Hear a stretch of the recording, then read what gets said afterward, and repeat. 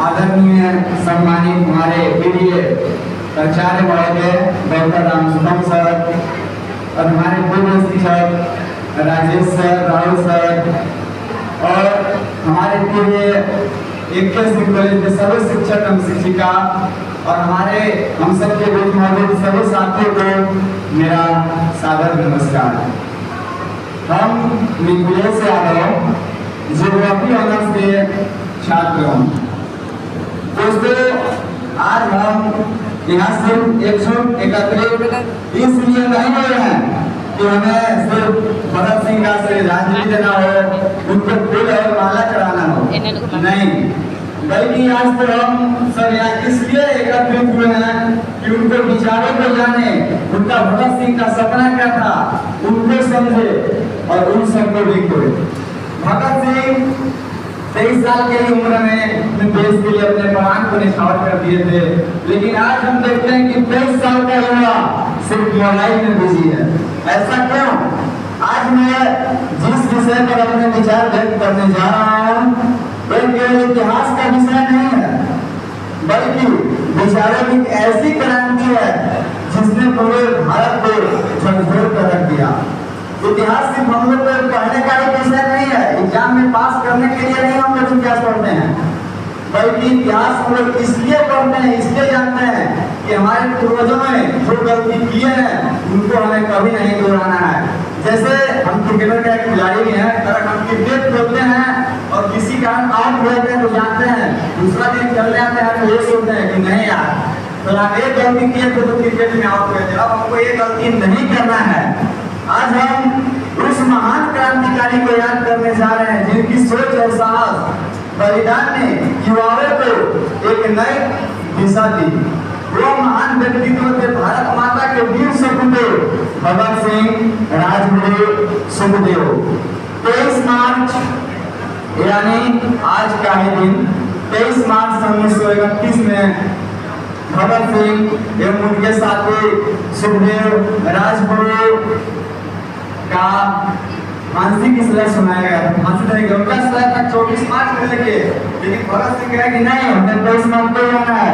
और जब वहाँ का जलस साहब आया तो बोले कि भगत सिंह आपकी आखिरी इच्छा क्या है? तो भगत सिंह बैठ कर किताब पढ़ रहे थे, उन्होंने बोले कि जलस साहब हमको किताब पढ़ने से हमारे 15 पन्ने और बचे हैं, उसको पढ़ने के बाद हम फांसी पर चलते हैं खुशी खुशी से। दोस्तों, लेकिन साथियों को एक क्रांतिकारी नहीं थे भगत सिंह। आज तो हम सभी बोलते हैं कि भगत सिंह एक क्रांतिकारी थे, नहीं, बल्कि वो क्रांतिकारी नहीं थे, बल्कि गहरे विचारक और लेखक और समाज सुधारक थे। जैसे आज हम सभी के बीच मौजूद हमारे प्रिय प्राचार्य महोदय डॉक्टर राम शुभम सर हैं।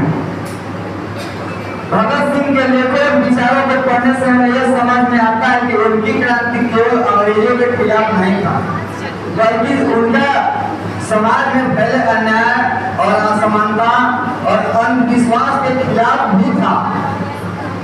सबसे पहले यदि हम क्रांतिकारी आंदोलन के बारे में बात करें तो हमें यह समझना है कि प्रारंभ में तो क्रांतिकारी का उद्देश्य था कि अंग्रेजों से शासन को समाप्त करना, लेकिन धीरे धीरे क्रांतिकारी को यह महसूस हुआ कि नहीं यार, अगर सिर्फ हम लोग को शासन बदल देंगे तो हमारे देश का समस्या या समाधान शुरू नहीं हो सकता है।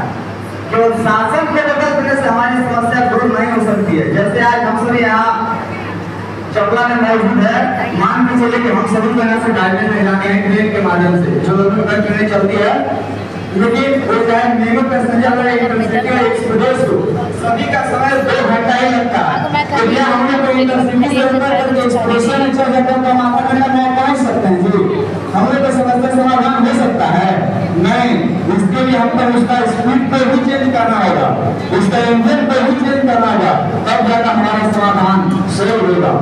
दोस्तों, आज हम आप सभी को बता दें कि भगत सिंह ने धर्म और स्वतंत्रता संग्राम के संबंध पर भी गहराई के विचार किए थे।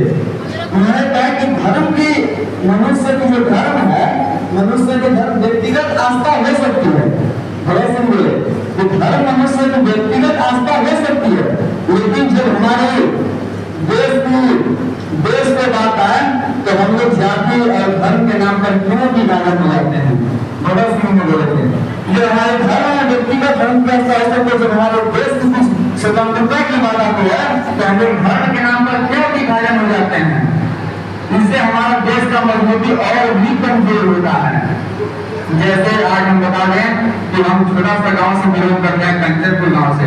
वहाँ एक ही धर्म के सब हैं लेकिन जाति अलग अलग है। कुछ कभी लोग जाति के नाम पर भी विवाद करते हैं, लेकिन हम वहाँ जाते हैं एक ही बात करते हैं कि दोस्त, जैसे किसी के यहाँ बड़ा तिलक आता है तो हम वहाँ पे एक बात करते हैं कि दोस्त उनके घर बड़ा का कुछ भी प्रॉब्लम होता है या बुरा काम होता है जैसे उन्हीं का बदनाम नहीं होता कि फलाना के घर बड़ा आया हुआ मतलब या तो जी घबरा गया था एक काम होगी अब सबको भी बदनामी होगी या कंचनपुर गाँव में गए थे जिससे हमें ये समस्या हो। हम जिस गांव से बिलोंग करते हैं उस गांव की बदनामी होगी। भगत सिंह का यही कहना था कि जब हमारे देश की स्वतंत्रता पर बात आती है तो हम सब एकजुट क्यों नहीं होते हैं और जिस दिन हम सब एकजुट हो जाते हैं तो हमारा देश और भी मजबूत होगा। भगत सिंह का यही कहना था।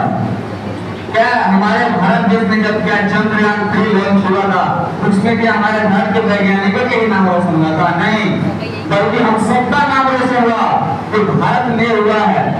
जब हम विदेश में जाते हैं तो वहाँ जाकर ये नहीं कहते हैं कि हम हिंदू हैं, हम यादव हैं, हम ये बोलते हैं कि हम एक भारतीय नागरिक है, जिससे हमें गर्व महसूस होता है। एक और बात बताते हैं आप सभी को बिहार राज्य औरंगाबाद जिले की। जैसे हमने बताया ना कि होना कितना जरूरी, शिक्षित होना कितना जरूरी है। हमारे बिहार राज्य की बात करते हैं औरंगाबाद जिले की। वहाँ वोटिंग का टाइम चल रहा था, काउंसिल जो वोटिंग होता है उसका टाइम चल रहा था। तो क्या हुआ कि उस गांव में 5 साल से कोई भी विकसित नहीं हुआ था। तो यहाँ के सारे लोग एकजुट हुए और ये कहें कि इस बार हम लोग का वोटिंग नहीं करना है। जब हम लोग के गाँव में कुछ नहीं रहा है तो हम लोग को साफ इंटरव्यू चला है, कुछ नहीं, हम लोग वोटिंग नहीं करना है। वहाँ डीएम साहब को भी आना पड़ता है कि चलिए पहले वोटिंग तो कर दीजिए। अगर ठीक है तो डीएम साहब को बोलेंगे ठीक है आपको उन पार्टी को वोट नहीं देना है तो चलिए सबको वोटर में वोट करवा देते हैं। लेकिन उसमें से आप जैसे हम जैसे कुछ शिक्षित लोग बोले दिया था डीएम साहब आपको क्या है, आपको काउंटिंग चाहिए कि इस इलाका में इतना वोट करवानी है। हम लोग वोटर भी करवाने थे तो वहाँ काउंटिंग चल जाएगा, लेकिन हम लोग का क्या होगा, पहले हम लोग का समस्या का समाधान तो पूरा कीजिए तब हम लोग वोटिंग करेंगे। तो उनका समस्या समाधान भी सोल्व होगा, तब उन्होंने जाकर वोटिंग किया था। तो बताइए आपसे 2-4 लोग खड़ा होते तो होता नहीं होता। इसलिए हम कहते हैं कि एकजुट होना बहुत जरूरी है। इस गाँव के सभी लोग एकजुट हुए तभी जाकर उसका मनोकामना पूरा होगा। दोस्तों भगत सिंह ने स्पष्ट कहा कि यदि भारत के लोग आपस में धर्म के नाम पर लड़ेंगे तो अंग्रेजों के लिए शासन करना और भी आसान हो जाएगा।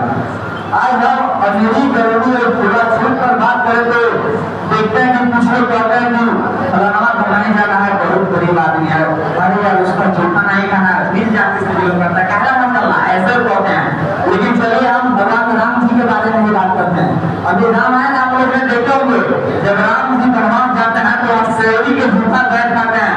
सेवरी अपने प्रेम राम जी से इतना प्रेम करते थे कि पैर पे छींक कर दिए थे, उनको खराब न लगे, और फिर भी राम को पता था, फिर भी राम जी ने जूता पैर काटा। ये असली प्रेम है, ये असली ताकत है।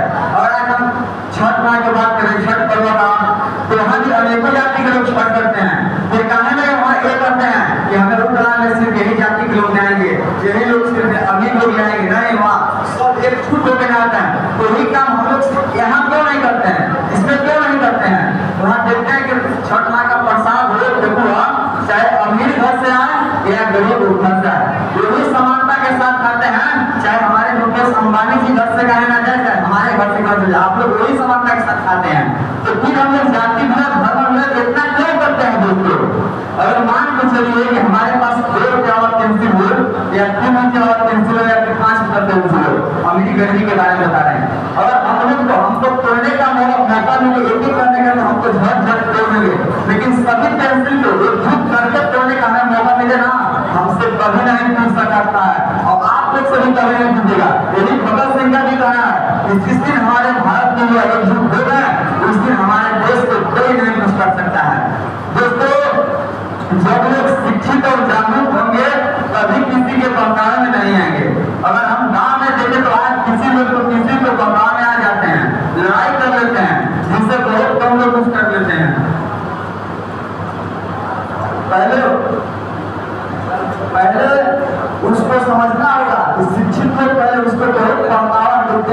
जानते हैं कि क्या ये लोग गलत काम किए, तब फैसला सुनाते हैं, जिससे हमारा समाज में शांति भी बना रहता है। लेकिन कुछ लोग बहकाव में आकर के कांड कर देते हैं, जिससे हम लोग का पूरा हो जाता है। भगत सिंह ने भारतीय समाज में एक और गंभीर समस्या की ओर ध्यान दिया है। उन्होंने छुपा जाति भेदभाव के बारे में, जैसा हमने पीछे बताया ना कि लोग छुपा जाति धर्म भेदभाव बहुत करते हैं, उन्होंने कहा कि कोई भी व्यक्ति जन्म से ऊंचा या नीचा नहीं होता है, कोई भी व्यक्ति जन्म से ऊंचा या नीचा नहीं होता है।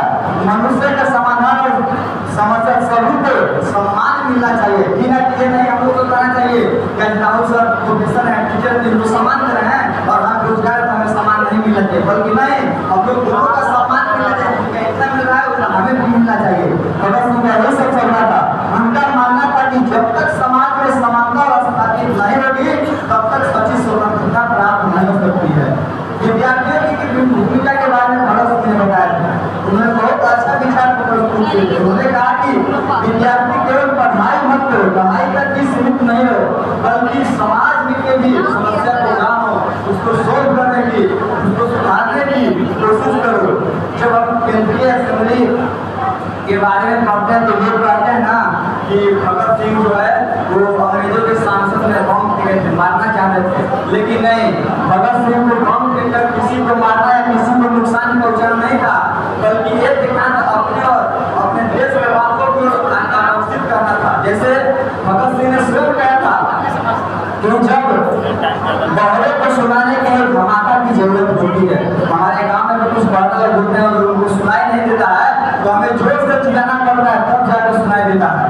दोस्तों, जैसे गांव चाहे कोई बड़ा या किसी को सुनाई नहीं देता, क्रांतिकारी समूहों और उनके घोषणा पत्र में भी यही लिखा है, विचार दिखाया गया कि भारत में एक ऐसा समाज स्थापित किया जाए जहां न्याय, समानता और स्वतंत्रता हो। यह केवल राजनीतिक परिवर्तन नहीं है बल्कि सामाजिक परिवर्तन की भी योजना थी। भगत सिंह ने समाज को यह भी संदेश दिया है कि जाति और धर्म के संकीर्ण दायरों से बाहर निकलो, ज्ञान दृष्टिकोण को अपनाओ, किसी के बहकावे मत आओ। जब तक हम अपनी पहचान केवल जाति या धर्म तक सीमित रखते हैं तब तक राष्ट्रीय एकता मजबूत नहीं हो सकती है। हमारी सबसे बड़ी पहचान यही है कि हम एक भारतीय नागरिक हैं, चाहे किसी भी जात से, किसी भी धर्म से हो। भगत सिंह अपने प्रसिद्ध लेख में बताए थे कि तर्क और वैज्ञानिक सोच पर जोर दो, तर्क और वैज्ञानिक सोच पर जोर दो। उन्होंने कहा कि मनुष्य को अंधविश्वास से ऊपर उठकर विवेक और ज्ञान को उपयोग करना चाहिए। उन्होंने यह भी कहा कि कठिन परिस्थितियों में भी मनुष्य को साहस और आत्मविश्वास के साथ अपने विचारों को दृढ़ रहना चाहिए। साथियों, भगत सिंह का जीवन हमें यह सिखाता है कि व्यक्ति के विचार पूरे समाज को बदल सकता है। जैसे गांव में जब कोई कांड होता है तो वहाँ बहुत सारे व्यक्ति इकट्ठा होते हैं, सब विचार करते हैं कि नहीं यार हमारा ये गलती नहीं किया होगा, सब जानते हैं, तब जाकर उसको एक फैसला सुनाता है, जिससे हम लोग को शांति भी बना रहता है। आइए हम सब मिलकर जाति और धर्म के भेदभाव से ऊपर उठकर मजबूत प्रगतिशील भारत का निर्माण करने का संकल्प ले। आज आवश्यकता है केवल उनके बलिदान को याद करने का नहीं, बल्कि उनकी क्रांतिकारी को, उनके ज्ञान को और उनके विचारों को समझने का। दोस्तों, समय को मद्देनजर रखते हुए हम अपने वाणी को विराम देते हुए एक बार फिर से हमारे पूरे प्रचार्य महोदय डॉक्टर रामशुभम सर को और राहुल सर को शुक्रिया अदा करना चाहता हूँ, जो हमें यहाँ मंच पर आने का अनुमति दिए, अपने बातों को रखने का, विचारों को व्यक्त करने का साहस दिए और हमें इन्होंने किताब भी दिए थे किलोमीटर स्कूल पढ़ो इससे सीखो, जिससे हमें बहुत कुछ सीख मिला है। और हम चाहते हैं कि हम सबको भी यही करना चाहिए जो भगत सिंह कहते जाति धर्म भेदभाव हम सभी को कभी नहीं करना चाहिए। बहुत बहुत धन्यवाद सर। इसी तरह हम हमको हर बार ज्ञान को देते रहें, बोलने का अधिकार सिखाते रहें।